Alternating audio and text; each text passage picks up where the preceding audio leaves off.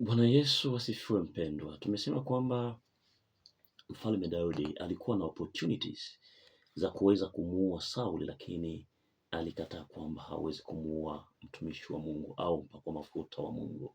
Hivyo basi Daudi alikuwa na vipawa viwili vizuri sana.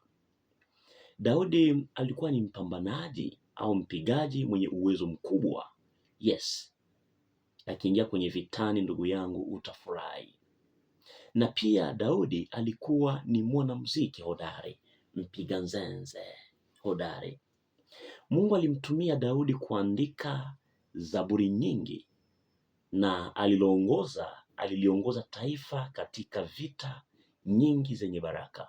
Vita nyingi alizopambana Mfalme Daudi zilikuwa ni vita zenye baraka, na pia Mungu alimuongoza kuandika zaburi nyingi. Daudi alikuwa ni mfano wa kuigwa. Daudi alikuwa ni mtangulizi wa mfalme mkubwa ambaye ni Yesu Kristo. Wow. Ufalme wa Daudi pamoja na mtoto wake Selemani ulifika katika kilele kikubwa cha historia ya Israeli. Mzuri sana. Chini ya utawala wa mfalme Daudi, ardhi ya Israeli ilikuwa salama. Daudi aliiteka Yerusalemu na akaifanya kuwa mji wake. Alipambana akateka Yerusalemu. Alipoteka Yerusalemu akaifanya kuwa mji wake. Daudi aliita sanduku la Bwana, sanduku la agano, mpaka Yerusalemu.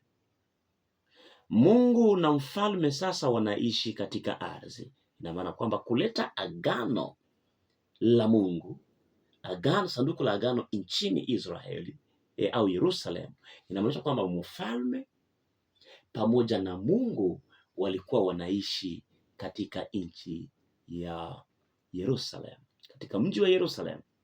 Ardhi, ufalme na kuabudu Mungu uliwekwa katika Israeli. Wow. Hii inamaanisha kwamba ishara ya bustani ya Edeni ambapo Mungu alikuwa na watu wake na mahali ambapo mwanadamu waliweza kukutana na Mungu. Ina maana kwamba Mfalme Daudi alirejesha ile shamba la Edeni mara tena. Maana shamba la Edeni ni mahali ambapo Mungu alikuwa anakutana na nani? Na mwanadamu.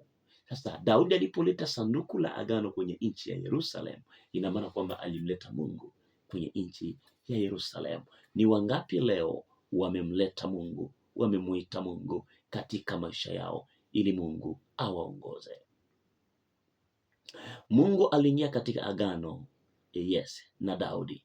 Agano la Musa lilikuwa ni la watu wote, lakini agano hili lilikuwa ni kwa ajili ya Daudi na nyumba yake na familia yake. Agano la Mungu na Musa ilikuwa ni kwa ajili ya watu wote, lakini agano la Mungu na Daudi ilikuwa ni Mungu na Daudi pamoja na familia yake tu. Daudi alikuwa kichwa. Daudi alikuwa ni mwakilishi wa Israeli. Daudi angelifanya vizuri, yeye na taifa lote lingelibarikiwa. Wow. Sasa kama angelifanya vibaya, taifa lingelilaaniwa. Kama Daudi alifanya vibaya, yeye na taifa zima wangeingia kwenye wakati mgumu. Matumaini ya Israeli kwa sasa yalikuwa juu ya mwakilishi mmoja tu. Ina maana tumaini la Israeli, maisha ya Israeli yalikuwa yanamwangalia mfalme Daudi peke yake. Naam, kama vilivyokuwa tangu siku ile nilipowaamuru waamuzi wawe juu ya watu wangu Israeli, nami nitakustarehesha mbele ya adui zako wote. Tena Bwana anakuambia ya kwamba Bwana atakujengea nyumba, nawe siku zote zitakapotimia ukalala na baba zako, nitaamua mzao wako nyuma yako, atakayetoka viunoni mwako. Endelea kusoma kitabu cha Samueli wa pili sura ya 11 hadi b yake ya 16, uone maagano ambayo Mungu mwenyewe iko nasema kwa ajili ya mtumishi wake Daudi, kwamba hata kama Daudi akifa, Mungu mwenyewe atachagua tena mtu kutoka katika kiuno cha Daudi. Ingawaje Daudi alikuwa ni mtu wa Mungu, ilikuwa ni roho ya Mungu, lakini pia Daudi alikuwa ni mwenye dhambi. Daudi alizini na mwanamke aliyejulikana kwa jina la Betisheba, mwanamke aliyekuwa tayari ameolewa. Mwanamke huyo alipata ujauzito wa Daudi. Katika kuficha huo uzinzi, Daudi akafanya dhambi ya pili ya kuweza kumuua mume wa Betsheba. Daudi aliazama katika dimbwi la dhambi. Mungu hata hivyo, kwa sababu ya ahadi zake, Mungu hakumwacha Daudi. Mpendwa, ukiwa ni mchaguliwa, hata kama unaweza kufanya kitu gani, Mungu hatakuacha. Maana tayari Mungu ameapa kiapo kwamba sitokuacha. Badala yake Mungu alimtumia mtumishi wa Mungu Nathani, ambaye alikuwa ni nabii wa wakati huo. Nabii alizungumza naye na tena akamwambia Daudi kuhusu dhambi zake zote. Na Daudi, tofauti na Sauli, mbele ya Nathani akatubu dhambi zake katika uwepo wa Nathani. Sauli hakutubu, lakini Daudi alitubu dhambi zake zote na dhambi zake zikasamehewa. Lakini kulikuwa kumebaki pigo moja tu ambalo angelipigwa, ni mtoto huyo wa uzinifu kuweza kuuawa. Samueli wa kwanza 14 mstari 13 mstari wa 14. Ufalme wa Daudi ulisababisha mshituko. Kabla Israeli haijawa na mfalme, Bwana ndiye alikuwa mfalme wao.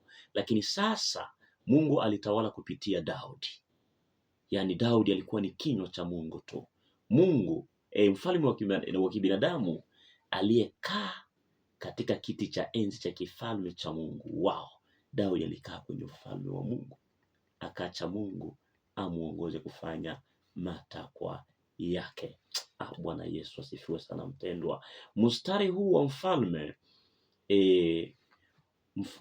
wafalme walipokuwa wakitawala duniani, mwishoni mwa kitabu cha Wafalme wa kwanza sura 22, utaona namna gani wafalme wote waliweza kutawala hapa duniani.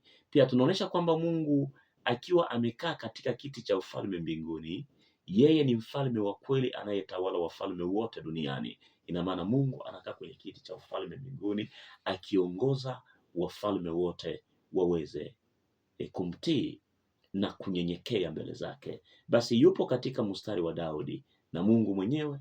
Hivyo basi katika mstari huo wa Daudi tunakuwa na Yesu Kristo ambaye atazaliwa katika mwili, na atakuwa ni mfalme atakayetokomeza au kuangaisha au kuharibu ufalme wa kidunia, na kiti cha kifalme cha mbinguni vinaungana pamoja. Sasa ni kiti kimoja cha kifalme. Bwana Yesu asifiwe sana. Ina maana kwamba Yesu anapokuwa mfalme hapa duniani, basi atatawala, na atakapotawala atakuwa ameunganisha ufalme wa duniani na ufalme wa Mungu juu mbinguni, alafu dunia itakuwa ni kiti cha baraka na amani tele. Mungu akubariki. Kesho tutaona mfalme wa mwisho wa Israeli ambaye alijulikana kwa jina la mfalme Samuel. Ubarikiwe na uwe na wakati mzuri. Bye bye.